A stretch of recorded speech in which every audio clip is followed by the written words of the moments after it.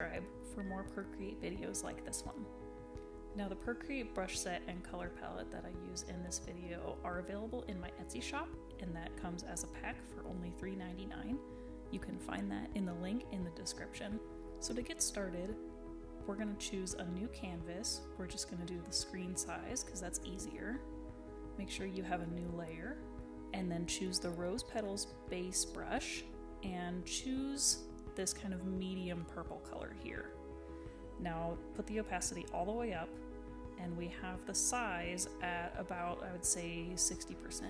So you're going to start with 2 C shapes right in the middle, and then 2 more C shapes opposite of those. You're going to want to press down quite a bit with your pencil and this brush just to get that width of the petal. If you go back and forth like I'm doing here, make sure that you don't lift the pencil from the screen, or else you're going to start a new stroke and the opacity will be a little bit darker than you want.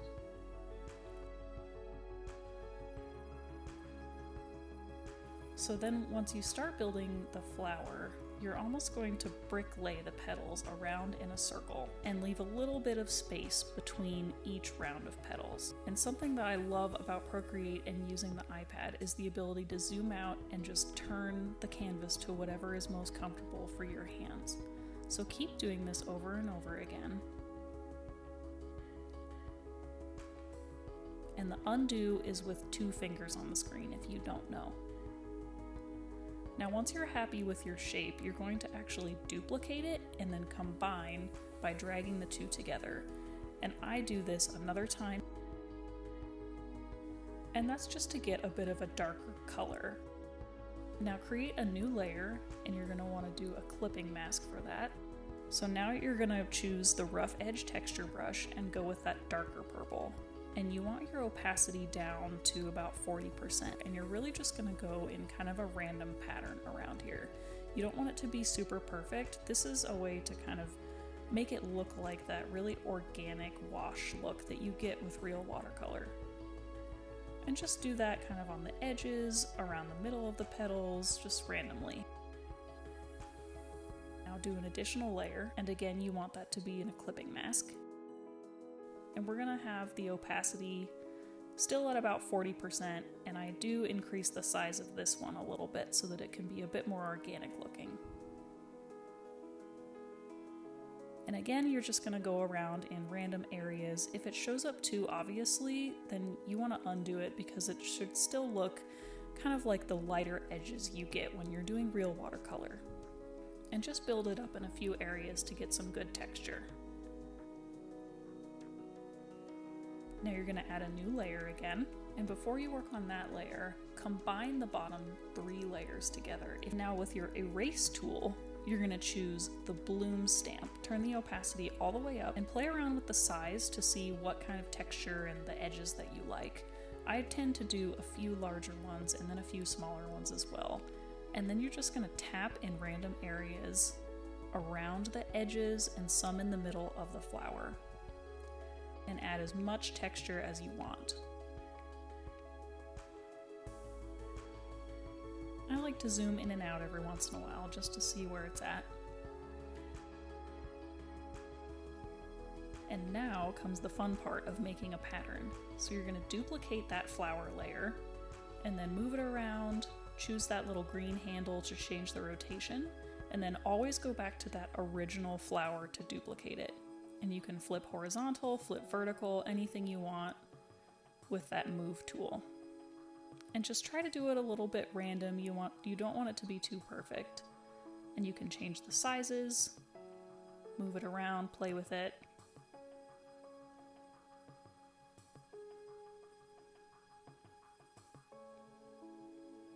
And make sure to leave a good amount of space between each flower, because remember, we're going to be adding leaves to each of these flowers, and then those little leaf branches and other little details around.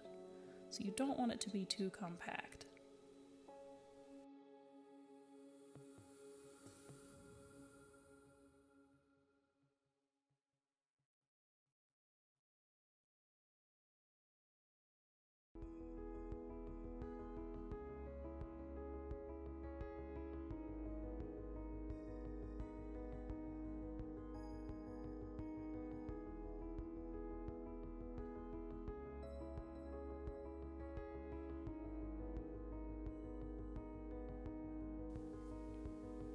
go to a top layer, or add an additional layer if you don't have one yet.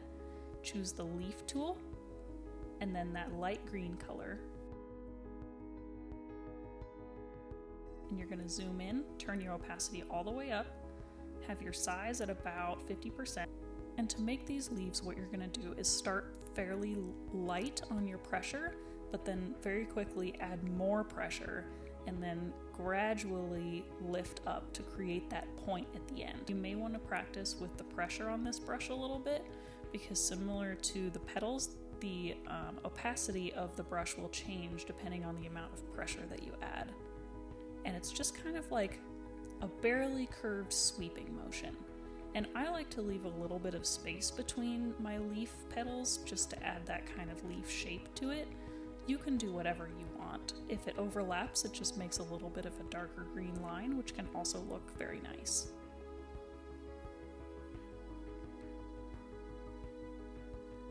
And just zoom in and out as is comfortable for you when you make these little leaves. I like to get in pretty close just because of the strokes that I make with the pencil.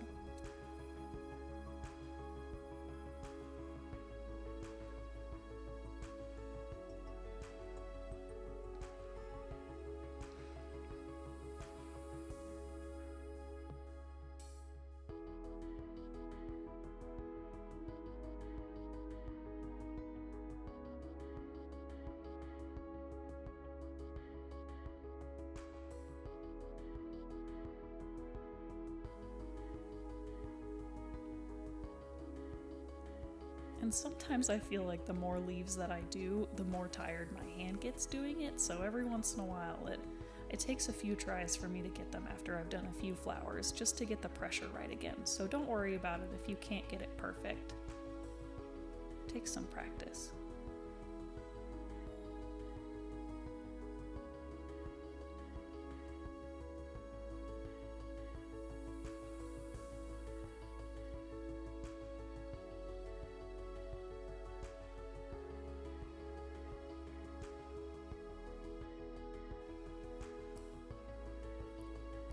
So now we're going to add a new layer, and then go in and choose that light blue color, and go back down to the rose petals base.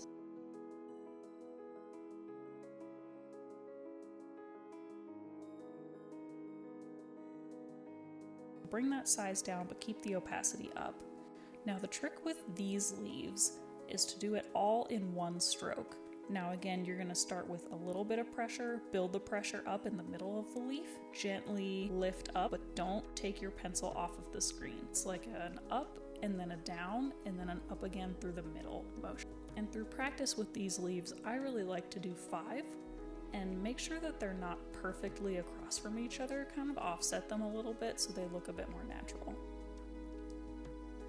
And then for the stem, you're going to turn that opacity way down, like all the way to like 10 or 15. And you're just going to do little swooping motions, stem to leaf, stem to leaf. I think this is where it might be helpful to look at the inset screen where my hand isn't in the way so that you can see the direction of the brush strokes that I'm making. And then turn that opacity all the way back up and start the leaves again.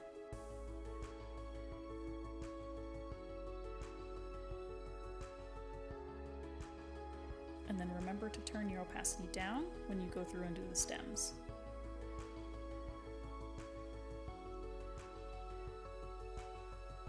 You want to have a little bit of curve in each of those stems. I find that if they're too straight, it doesn't look very natural, so add a little bit of curve. And just go through again and look at that white space and see where it needs to be filled in a little bit.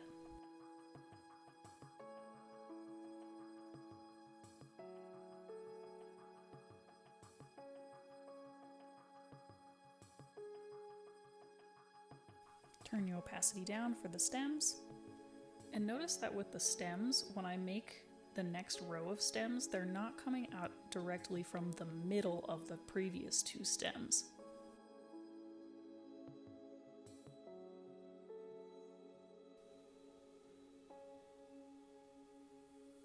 And just continue making these little branches of leaves as you go. But leave a little bit of white space. Don't fill it all in because we still have 2 more types of leaves to put in here.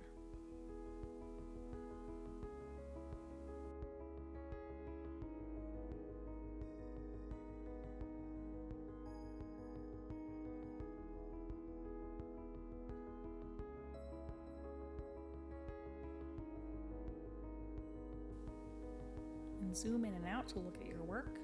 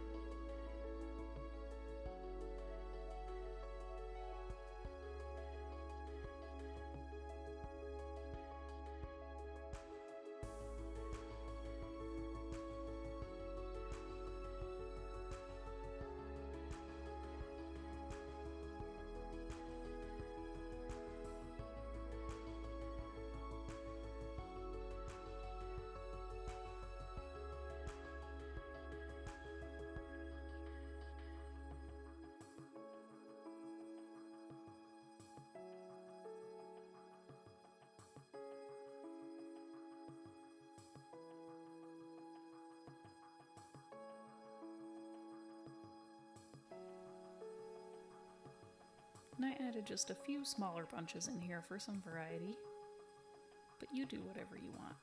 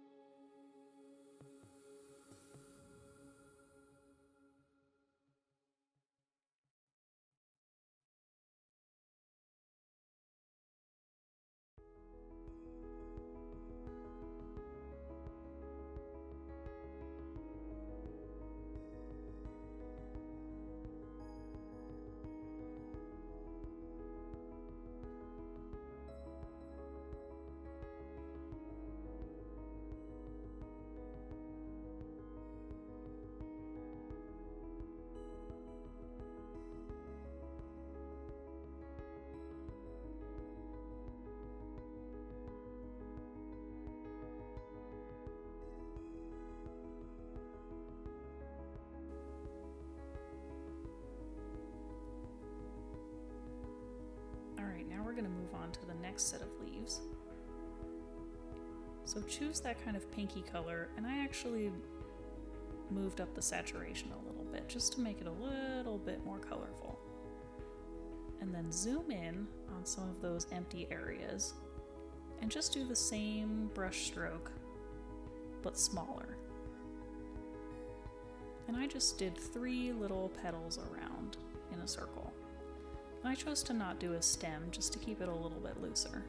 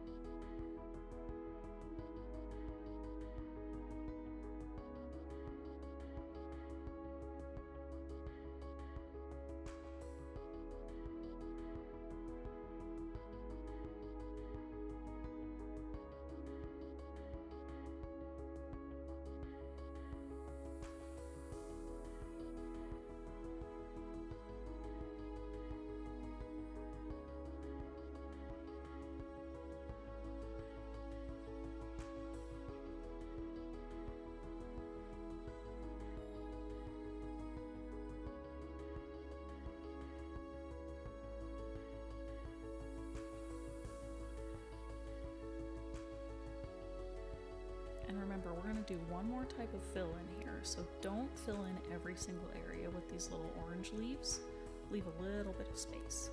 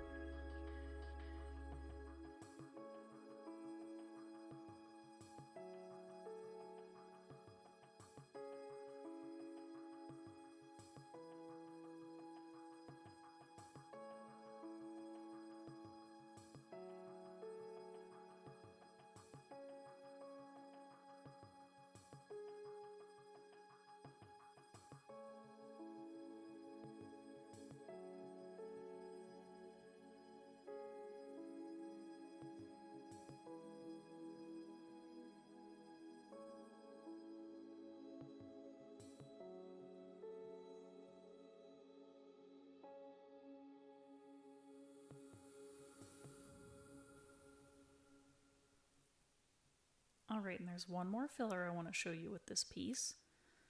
So you're going to choose this light pink, a rough edge texture brush, and bring down that opacity and the size a little bit. And then you're just going to do random little circle shapes. I like to do it in 3s. And just zoom in and out and see where there are little empty spaces that need to be filled in. And that's it.